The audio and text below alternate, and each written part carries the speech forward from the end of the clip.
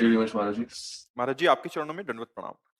महाराज जी, आपका सत्संग सुनने से पहले जाने-अनजाने में बहुत सारे पाप हुए थे। ज़िंदगी में अभी भी कभी-कभी हो जाते हैं। बाद में लगता है नहीं करना चाहिए था। महाराज जी, मैं इस लायक लाडली जी मुझे कब बनाएँगी? मैं रोज़ नाम जप करने का प्रयास तो करता हूँ, बट अभी भी मेरे से पाप हो जाते हैं। बाद में बहुत ही दुःख होता है कि श्री कृष्ण देख रहे हैं, तू ऐसा नालायक, मैं कैसे लायक बनूँ महाराज? देखो, हम ये प्रोत्साहन दे रहे हैं आपको। पहले था आप अपनी गलतियों को गलती मानते ही नहीं थे। समझ रहे हैं ना? आज है कि आप अपनी गलतियों को गलती मानने लगे हैं। मतलब सुधार हुआ है ना? आप जहाँ 100 थी, वहाँ 20 रह गईं। 20 में भी आप दुखी हो कि मेरी गलतियाँ चली जाएँ। इसका मतलब सतमार्ग का प्रकाश हो रहा है। आपका हृदय पवित्र हो रहा है। पर अब यहाँ ध्यान देना है। अब ये सावधानी, ये हमने प्रोत्साहन दिया और ये सावधानी है कि अगर ऐसा ही करते रहे तो फिर पुनः 80 प्लस हो जाएंगे। ये भी बात समझ लो, क्योंकि चिंगारी और ज्वाला से चिंगारी एक क्रम है।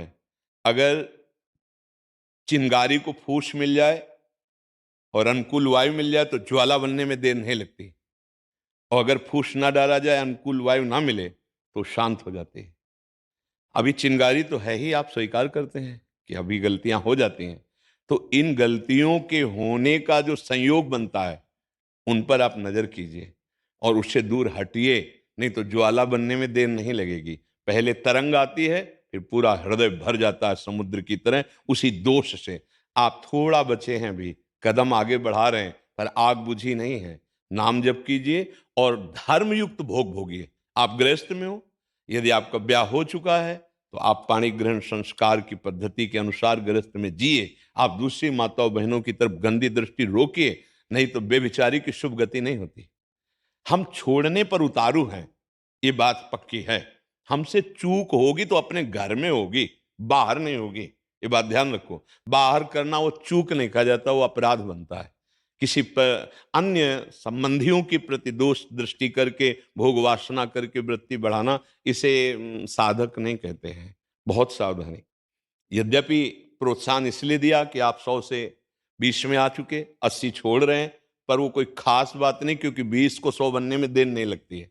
छोड़ने में आपको सालों लग सकते हैं, लेकिन वहां पहुंचने में, पुनः उसी स्थिति में आने में 5 मिनट लगते हैं। वो पूरा हृदय विषयी हो सकता है। इसलिए आप सावधान रहिए, अपने को एक सीमा में रख लीजिए।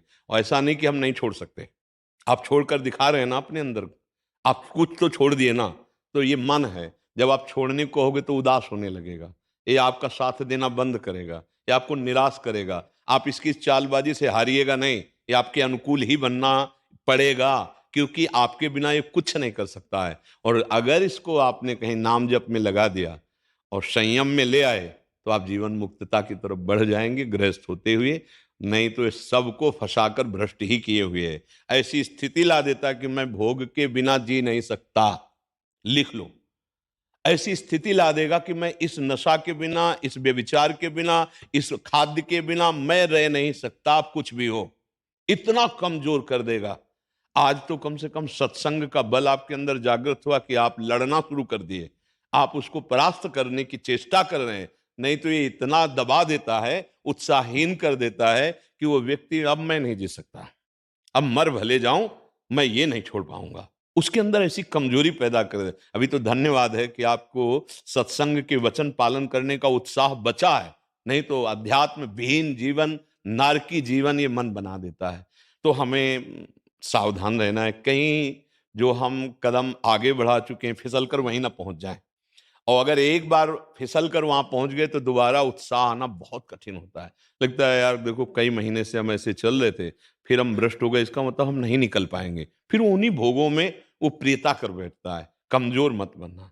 हम कई बार एकांतिक में और सत्संग में कहा कि अगर 1000 बार हम हार भी गए ना, तो उसके ऊपर भी हम उठने की योग्यता रखते हैं, क्योंकि हम अविनाशी भगवान के अंश हैं। इस शरीर में फंस गए हैं, अब मुझे हटना है। 1000 बार अगर हमें काम गिराता है, क्रोध गिराता है, तो हम ढीले नहीं पड़ेंगे। हम भगवान नाम की कमर कसेंगे और इस भव समुद्र से पार होंगे। बात समझ रहे हैं आप? हाँ, पर जो गलती है उसे गलती मान रहे हो तो बचने का प्रयास कीजिए। अगर आप बचना चाहें तो आपको कोई कैसे फेल कर सकता है? हम लोग बचना नहीं चाहते। हम लोग की 100 में इतना तो चलेगा, वो जितना तुम बनाए रखे हो उतना ही बना है। नहीं, अगर आप लकीर खींच दो कि नहीं तो आपको कोई गिरा नहीं सकता, पक्का समझो। कैसे कोई गिरा सकता? मुझे नहीं भोगना, मुझे नहीं खाना है, मुझे नहीं पीना, पूरा जीवन हो जाएगा, कोई आपको परास्त ही नहीं कर पाएगा। पर हमारे अंदर एक कमी रहती है, उसमें सुख बुद्धि रहती है। अंदर बाहर से तो हम त्यागना चाहते हैं, पर अंदर से हमारे अंदर उसमें सुख बुद्धि है, वो सुख बुद्धि हमें गिरा देती है। फिर बाद में पश्चाताप होता है, क्योंकि जो हमने चिंतन में सुख पाया वो क्रिया में नहीं मिला। फिर लगता है कि नहीं नहीं गलत है, फिर रोकना चाहते हैं, फिर थोड़ा समय हुआ, फिर चिंतन बनता है उसका। ये खास बात ध्यान रखनी है, जब हमको मन गिराता है उस समय हम भगवान को भूले हुए होते हैं। अगर उसका चिंतन न बनने पावे तो कोई भी भोग परास्ती नहीं कर सकता। जहां हम उसके ध्यान में, उसके चिंतन में डूबे, तहां शक्ति प्रकट हुई, संकल्प बना, क्रिया बनी, बस नष्ट हो गई, यही होता चला जा रहा है।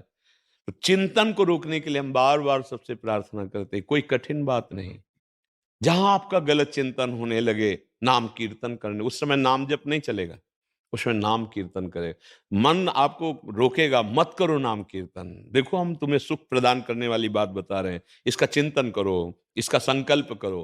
पर आप सावधान रहें, अगर नाम चल रहा है, नाम कीर्तन चल रहा है, नहीं उसमें मन लग रहा तो सत्संग सुनने लगो, नहीं हो रहा तो उस संयोग से हट जाओ। जहां भ्रष्ट होने का संयोग आए, हट जाओ, बिल्कुल हट जाओ, दूर हट जाओ। जैसे किसी की गोद में काला सर्प गिरे, कोबरा सांप गिरे, तो वो बिना विचार के पहला काम करेगा, फटक देगा दूर, करेगा ना? ऐसे ही अधर्म युक्त यदि विषय सेवन का नंबर है तो भाग पड़ो। जैसे सांप को देखकर भागे, ऐसे भाग पड़ो, फिर बाहर विचार तुम्हारा ठीक हो जाएगा। अगर उसके संयोग में रहे तो नष्ट हो ही जाएंगे, क्योंकि इतना ज्ञान नहीं है कि जित संग दोषा, वो दोष युक्त क्रिया का संग हो रहा है और आप अपने स्वरूप में स्थित हैं। इसलिए सावधान रहिए और ये ढील मत दीजिए कि हमने 80 छोड़ दी है, अब 20 रह गई। 80 होने में, प्लस होने में देर नहीं लगेगा, ये माया है। जब तक कोई भी भोग वासना है तब तक उपासक को धर्मयुक्त भोग भोगना चाहिए, चाहे गृहस्थी में हो चाहे विरक्ति में हो। धर्म विरुद्ध आचरण फिर उसको भ्रष्ट कर देगा। तो गृहस्थी में तो बहुत सुविधाएं हैं, विरक्त को तो पूरे जीवन चौड़े पे लड़ाई लड़नी होती है, गृहस्थ को किले की लड़ाई है। विरक्त को तो आजीवन चौड़े पे लड़ना है, हर विकार से लड़ना होता है। तो इसलिए धन्यवाद है आपको कि आप गृहस्थ में होते हुए भगवत मार्ग में चलने की चेष्टा कर रहे हैं, पर वो सावधान रहिए। महाराज जी, हमें गृहस्थ में नहीं जाना है, हमें विरक्त रहना है। तो अगर हम हमारे माता पिता से थोड़े वो हो जाएंगे कि ये गृहस्थ में जा रहा है, तो ये पाप हमें। माता पिता की सेवा के लिए कौन है? बहनें हैं हमारी। नहीं, बहनों से काम नहीं चले, ऐसे ही रहो, मत करो ब्याह अगर तुम्हारी इच्छा नहीं तो। जब तक माता पिता हैं उनमें भगवान का भाव करो, सेवा करो, इसके बाद आजीवन के लिए वैरागवान हो जाना। ऐसे ही रहो जैसे रह रहे हो, कुछ नहीं। हमारी बात समझ लो, कहीं भाग के नहीं जाना।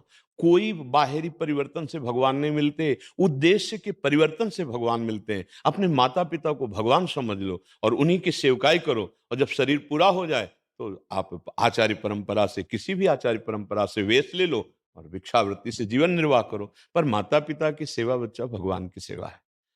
अब तुम विरक्त हो जाओ और बहनें सेवा ना करें तो बूढ़े माता पिता का ये जीवन फिर कष्ट। देखो, एक समय होता है जब हम अपनी बिल्कुल सेवा नहीं कर सकते, तब तक मेरी माँ ने सोच उठाई, अपना दुग्ध पान कराया, लघुशंका उनके ऊपर कर दी, तो उन्होंने कभी बुरा नहीं माना, हमारी सेवा करके इतना बड़ा किया। अब उनकी अवस्था आ रही है, वो बिस्तर पर शौच कर सकते हैं, लघुशंका कर सकते हैं, वो स्वयं पानी नहीं ले सकते। अब हमारा नंबर आया है, अब हमको ये सेवाएं करनी है। कभी हमको ऊबना नहीं है, वो हमें गाली दें तो हमें नाराज नहीं होना है। देखो, छोटे बच्चे को देखो, जब वो उस माँ के अनुकूल वो वृत्ति नहीं करता, माँ को पीटने लगता है। छोटा बच्चा है ना, चढ़ा गोद में है और माँ, ऐसा लगा कि हमें ये चाहिए और नहीं दिया तो माँ को पीटा, तो माँ क्या करती है? हंसती है। अब आपका नंबर आ गया, वो गाली दे सकते हैं कि ये कोई सेवा नहीं करता है, और आप कहोगे कि हम रात दिन इनके लिए तो सेवा कर रहे हैं, हमारी निंदा कर रहे हैं। नहीं, निंदा सहो, गाली सहो और उनकी सेवा कर लो, तो ज्यादा आपको परिश्रम नहीं पड़ेगा भगवत प्राप्ति में। हमारी बात मान लेना, वही भगवान है, माता और पिता के हृदय में। हाँ, राग रहित हो जाओ, ऐसे ही रहो जैसे। देखो, प्रणाम नमस्कार, बहुत भजन जाता है इससे। ये कोई खिलवाड़ ना समझो, जैसे संत वेश में है ना, तो कोई भिक्षा देता है वो भजन ले जाता है, कोई प्रणाम करता है वो भी भजन लेता है। यहाँ फ्री कुछ नहीं है, देना पड़ता है। ऐसे नहीं कि कोई प्रणाम कर रहा है आप, नहीं, आपका भजन जा रहा है, कोई आपको कपड़े दे रहा है, कोई आपके पैर छू रहा है। तो संतों का क्या होता है, सारा सुकृत लोक मंगल के लिए चला जाता है, और दुष्कृत निंदा करने वाले जो पूर्व का जमा होता है, पाप और पुण्य रहित वो भगवत प्राप्त हो जाते हैं। वो शुभ और अशुभ दोनों के त्यागी होते हैं। तो आप गृहस्थ में आपको कोई प्रणाम नहीं करेगा, आपको कोई जान नहीं पाएगा, इतने बड़े भगत हो, आपकी पूंजी पूरी जमा रहेगी, और अपनी मेहनत से कमाओ और माता पिता की सेवा करो, नाम जप करो। आगे चलकर विरक्त भाव प्रगट में ले लेना, अभी अंदर से विरक्त रहो। ठीक समझ रहे हैं ना? भागना मत, माता पिता को छोड़कर मत भागना, अगर मेरी बात मानते हो। आजकल नए बच्चे सबसे बड़ा अपराध यही कर रहे हैं कि जहां माता पिता को अनुकूल करके संपत्ति लिखा ली, धक्का मार के बाहर कर दिया। तो तुमको भगवान ऐसी जगह धक्का मारेंगे कि तुम खड़े भी नहीं रहोगे।